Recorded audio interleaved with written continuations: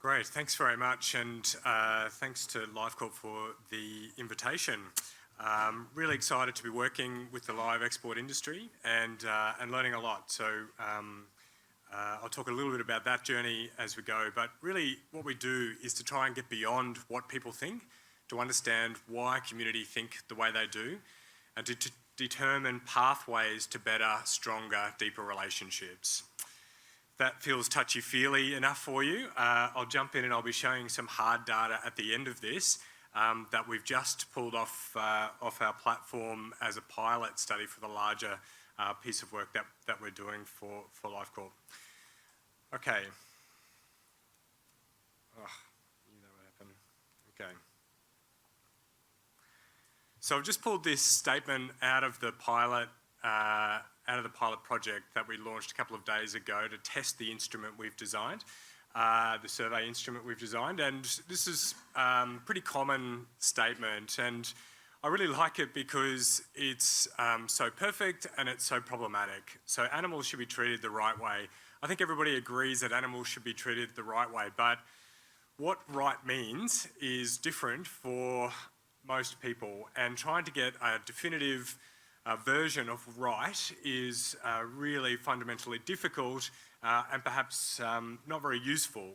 Anyway, I like it because it really speaks to the passion that a lot of people have about this industry, and what we're trying to do is to pull those views apart and understand what drives them. So why do community attitudes matter? I think it's the first fundamental question. Whether we want it to or not, or whether we're happy with that or not, community perceptions shape the way industries operate more now than they ever have done in the past. And when trust is lost or degraded, the freedom to operate for an industry is reduced. You don't have to go far into a newspaper to see that this is not an issue that is exclusive to the live export industry. And when community reject an industry or one of its practices or set of practices, the threat is existential, and you've really been living that and working hard to prevent it. Worked a lot with resources sector companies and industries around these issues in these complex spaces where community attitudes are really powerful in shaping the way policymakers, in shaping the way regulators think about an industry and the way industry itself thinks about it itself. And so the way that we do this work is about trying to help you to understand how others see you, but not just through the negative lens that you might be experiencing on social media, for example. So, as was mentioned, we've done this work all over the world, and what's really interesting to us is that we see the same patterns time and again in all of these different contexts at local scales with communities in, say, Moranbah and Dysart, where I was the other week, or Roxby Downs, or the southwest near Boddington in Western Australia, or whether that's at the national scale in Chile or China or Finland or Australia. The same things are important. It's just the relative importance of those things and the issues that really drive community sentiment and its impact on a community's freedom to operate or its social license to operate.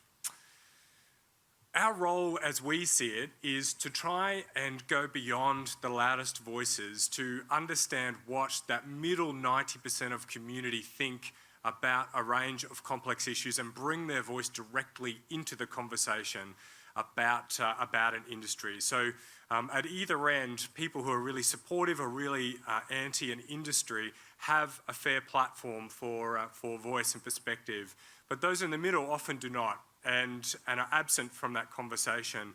And actually, one of the real challenges, I think, is that groups pro and against a particular industry or practice will often purport to represent community, to speak beyond their constituency, to reflect what they say is what the rest of community think.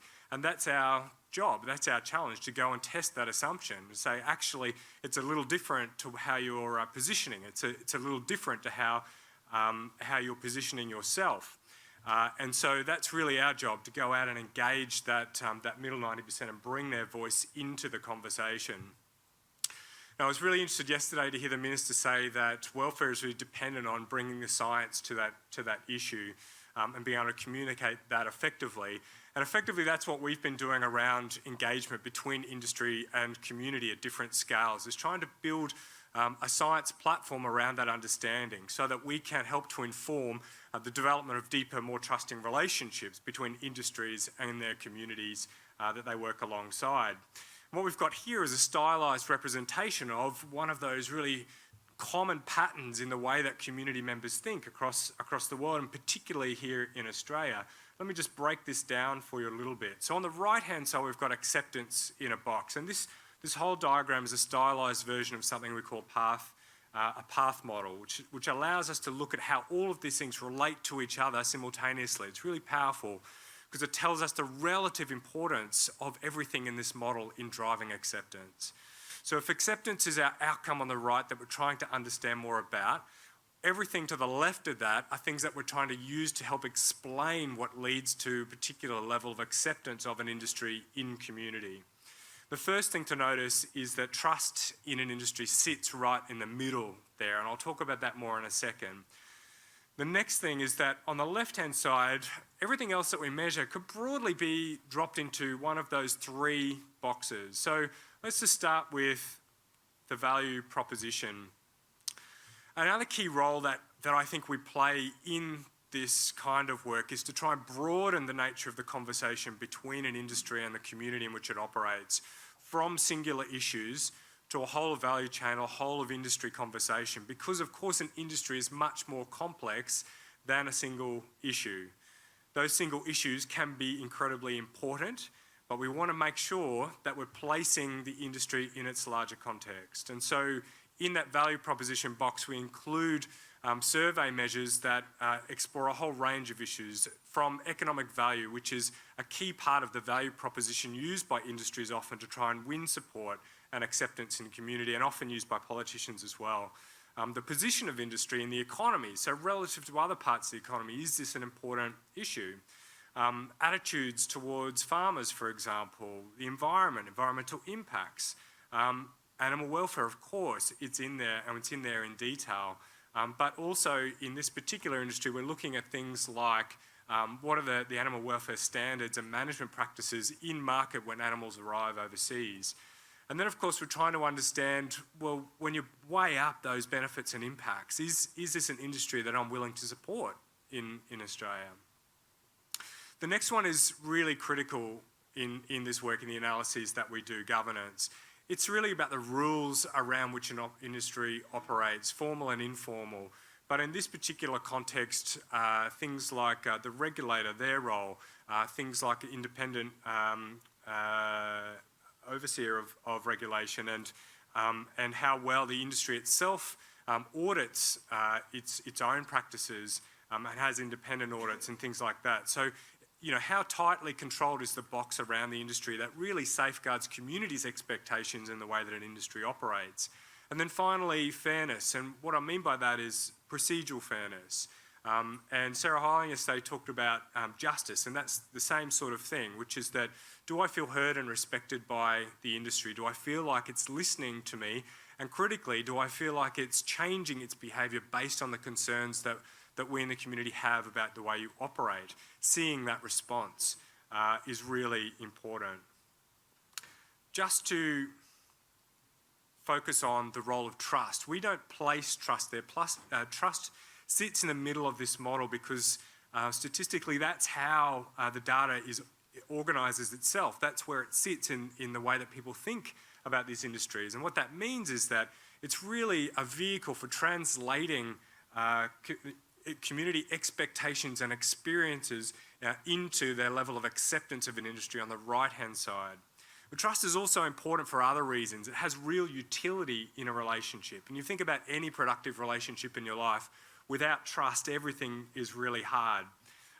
Trust gives you room to breathe. It gives you benefit of the doubt. It gives you space for innovation, to try new things, because innovation necessarily contains failure, and you learn from that failure, you iterate, you move on. An industry like LiveExport is really trying to improve its practices.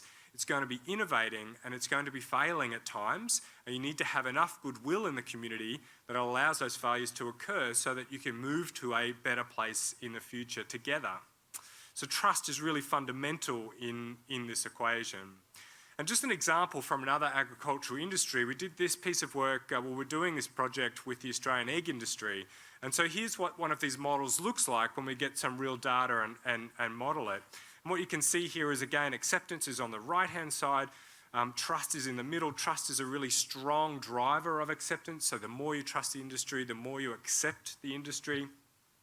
And why that's important to understand is that it changes the nature of the conversation from how do we build acceptance to how do we build trust. It's a really different conversation for an industry to have with community. Also, in terms of findings then, what we found is that the egg industry's responsiveness to public sentiment, to community concern, was the strongest driver of trust in the industry, followed by faith in regulation, and then that the benefits of the egg industry outweigh the costs. But the relative importance of those things is really important because it tells you where to focus to have the most impact on trust. It tells you what is of most concern and issue to community, to lead to higher levels of trust and then acceptance of the industry. Really important. It's effectively your recipe for a stronger relationship, a stronger social license. So what I'm going to do now is present to you a snapshot of data that we've just collected in the last couple of days.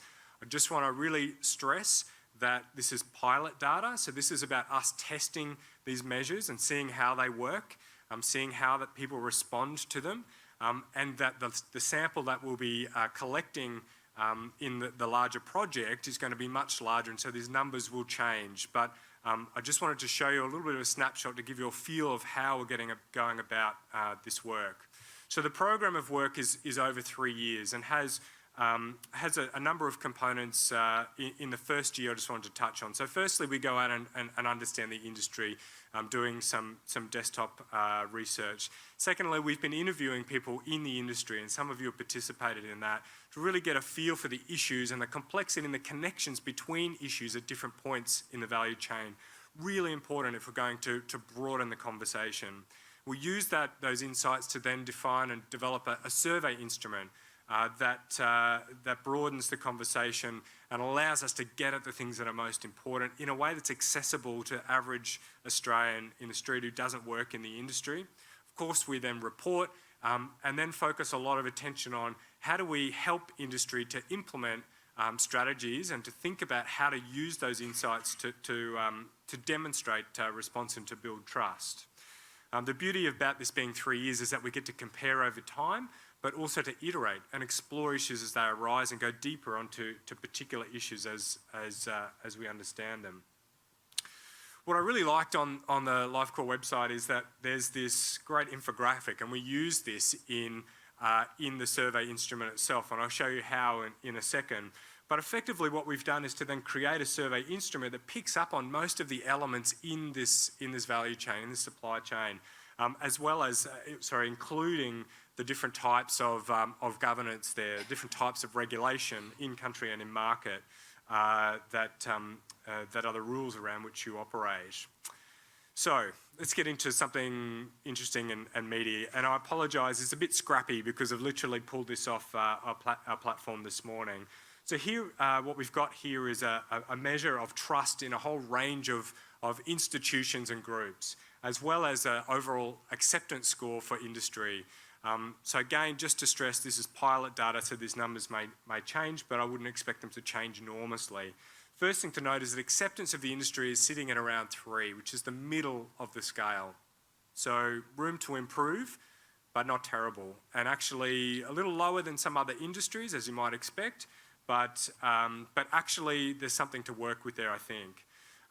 That varies by gender, so men are more accepting than women of industry, but has no relationship to age. So across different age groups, acceptance was pretty much the same. The other thing to note that my analyst was talking to me about this morning is that acceptance really has very little connection to economic value of the industry.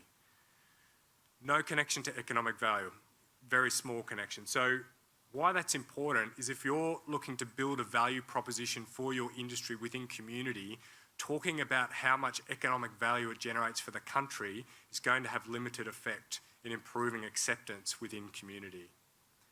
The things that do improve acceptance or are related to higher levels of acceptance are industry responsiveness to community concerns and auditing of the industry processes. Those two things seem to be really important in that equation, but we'll explore that in more detail. Now looking at levels of trust. So again, remember, this is usually a key vehicle for translating experience and expectation into acceptance. And you can see we've measured trust in a whole range of different groups. So first thing to note is that trust in animal rights or activist groups is pretty solid, strong. It's one of the highest there, but it's right up there with you guys, with farmers, with producers of livestock for this industry. So people really like farmers. Maybe you know that, they're slapping in the back in the street, but this is important validation that you have strong positive position with community in general. The industry overall, so the live export industry overall, down the right-hand side, let's see if I can do that. So down here is around 2.9, so a bit lower than farmers, but a little higher than federal government. And we see that in lots of industries actually, mining in particular. Mining companies are trusted more than the government. So it speaks to government, it doesn't speak necessarily to industry. So they've got some work to do, I think, you might have noticed. But so we've also got sort of representative bodies here, so live export representative bodies, around 3.1 over this side. And what else is there? The other thing, so I'm also looking for conduits for trust. So who are the people that community do trust, and how do they differ by position? So you'll notice down here, and so for the vets in the room, I'm not at all having a go, right? What I want to do is to try and understand the baseline so we can work with you to find key levers to improve community trust to action.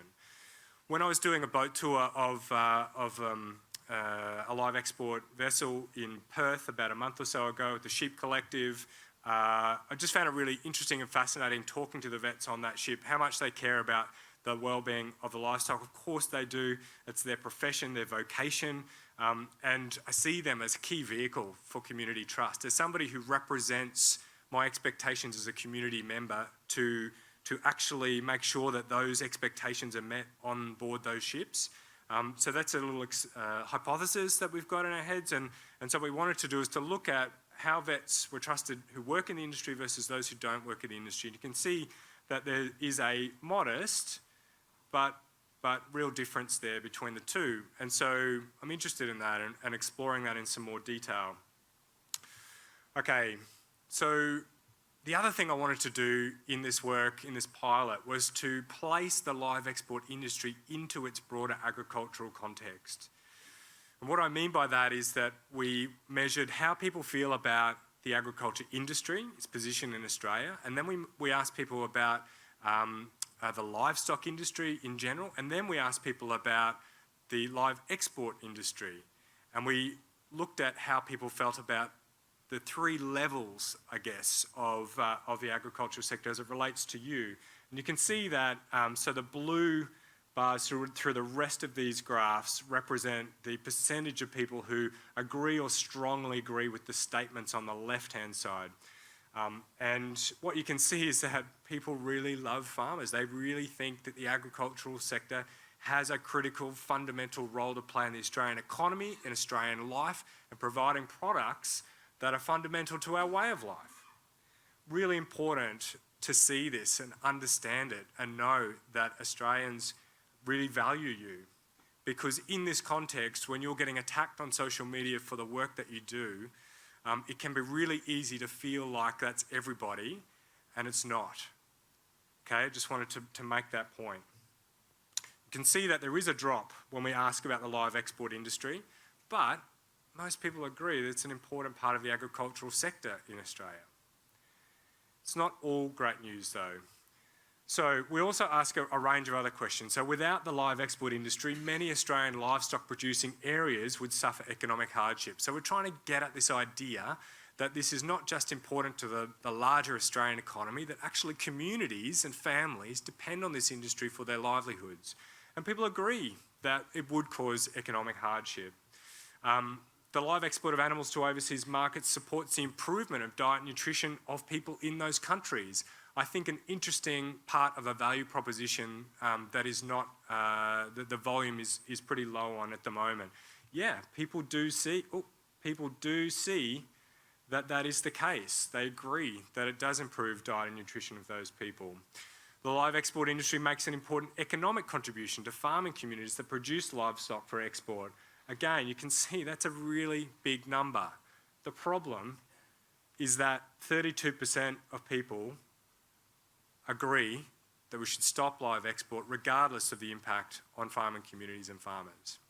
Okay, that's the challenge. 39% disagree though, and there's a big chunk in the middle too. So there's a contest of ideas around this industry, and it's not over one way or the other, but it's right there. So that's what we're looking to understand, and to help this industry to understand how it can engage more effectively with community. A few other things. The key issue is welfare, of course it is. And so we measure that in a range of different ways. So I've got a couple here that are a little interesting. So conditions for animals on live export ships are not in line with Australian animal welfare standards. And about 57% of people agree with that statement. They don't feel like those standards are as they should be. However, and this is interesting, I think, 36% of people agree in this pilot that the live export industry listens to and respects community opinions, and 40% say that you are prepared to change your practices in response to community concerns. So remember from that diagram with the boxes and arrows, industry responsiveness to community concern is always a really strong driver of trust and then acceptance of the industry in Australia, of any industry. So they think that you're listening, that you're willing to listen and you're willing to change. That's really positive sentiment to be leveraging and building off and demonstrating that that is correct. Now you remember this diagram from before, right? So this is the infographic about the value chain for the industry as a whole. We have this cool thing on the survey platform where we can put an image up and ask people to click on that image around whatever the question is that we ask them. And we ask them to click up to 10 times, maybe it was a bit too many times, but up to 10 times the parts of this process, this whole value chain that you have concerns about. And so the areas that are red and larger are the areas that people clicked on most often. And I also wanted to go in and I looked at all the comments that people left, about 200 comments that people left under this question, just to get my head around how people were thinking about this when they were clicking on it. Okay, the first thing is, yes, there's a lot of red on this diagram. I understand that. However, let's just break it down a little bit. So first of all, if you're a producer or if you're a consumer, people don't have a lot of issues about you as a cohort. It's just everything in between that's a challenge. But if we kind of break it down a little bit, there are some repetitions through this. So it's actually about the transport. And when I go and the conditions of transport, so when I went through all of those comments, this came up time and time and time again. I just either am concerned about how animals are transported during this process, or I don't really have a great understanding of how that works. And I don't really know, and so that's why I've got some concerns about that. And I've seen some stuff, and I just am not sure whether that is actually how it is everywhere all the time. So that's important to understand. I'm going to be going to that in a little bit more detail. You'll also notice that processing on the other end in market is of concern, and there was some culturally based comments in those comments that we're trying to understand a bit more in a sensitive way in the survey instrument in the larger project as well. So what we'll be doing is taking this and all that other data and exploring how it all fits together so we can make sense of it, and we can focus as an industry on the things that are going to improve trust and build levels of acceptance. at least to engage effectively, to have an informed conversation that broadens the discussion from singular issues to the whole of the industry as a whole. Really important to do in this context, I think. And just to finish, I really like this quote, and it applies to most industries that are facing pressure and change, which is that if you don't change, the world will change around you and you'll miss that opportunity to do it under your own terms. I really like it because it's a call to action, and if you miss that boat, you can't manage it. So I'll just leave you with that, and thank you for your time, and invite any questions that you might have.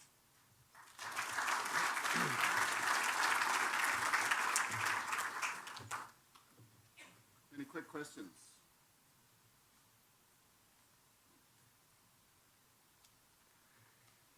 Yep, there we go. There's a mic coming up behind you. Thank you. I found that really, really interesting and really meaningful, so thank you, because sometimes those really loud voices can make you question what you're doing and why you're doing it. The slide that you put up, which showed like the logical explanation as to why live export should continue, and scored quite highly, and then there was just that real shift in the one where we should just stop it anyway. Do you have any insight as to sort of either why they all fit together like that, or how we might actually move that? So the quick answer is that's what we're going to be investigating, that in more detail. We've got some kind of first cut impressions, which is that so the economic arguments and things aren't really related to acceptance and to trust. The economics of it are really abstract for the average person on the street. Plus, we live in a developed country where we feel like, I think, this is my opinion, that we can cut different industries off and still survive as a nation. That we're doing well enough that if we really fundamentally disagree with something, then we don't need it. Right? And you just look at other industries, so moratoriums around unconventional gas, so hydraulic fracturing, so moratoriums on that and other things. You can see that play out. I think that really what people want is to see an industry that is working hard to be responsive, to make connection that's real, and to be demonstrating how it's changing. But that doesn't mean changing overnight. I think demonstrating that you're serious about it is really important, and so that's what we want to pick up and see how it connects to the position of agriculture in general, and to livestock farmers that then export them overseas. So yeah, it's fascinating for us because, and I hope interesting for you to try and really unpick this and go, oh, okay, maybe we need to be communicating in this way to tell our story in a particular way, in a way that. So often I think about this not as like, we hear often, we need to tell your story better. Well, I think maybe we need to tell community story back to them, what's important to them, and how do we reflect that importance through our actions back to community. That's where social license acceptance lies. Simon. Kieren, in the box that you had up earlier about the fact... In the early box about the factors that drive trust and the economic consequences, what didn't appear in that was the importance of what we're doing to meet the food security challenge, the protein deficit, and the concept that this is a trade that regardless of us is happening and that we are world leaders in. Now, I don't expect too much of an answer here, but can we just make sure that they're in? Because it's more than just providing nutrition to a growing market. It is their capability, and us being the leaders and trusted in that regard is another level of trust. Because at the moment we are, and we've heard that from the panellists. So I absolutely agree, and so that came through loud and clear in the interviews we've done. So what I didn't mention, or should have, I'm sorry, is that this is just a small snapshot of the data that we've collected. And actually, we measure things like, perceptions of export of know-how and technology, of Australian animal welfare standards exported to those countries, and how those standards are then rising in those places. And as you mentioned this morning, something around how we're supporting choices in those countries around the types of things they want to be eating in their developmental trajectory. So absolutely, it's in there. And what we'll be doing now is getting feedback from, say, LifeCorp, ALEC and others about, okay, what else do we need to be including now that you can see some data and it feels more tangible? What are we missing? So that when we go out and do that full sample, 5,000 people across the country, we're comprehensively capturing the full picture.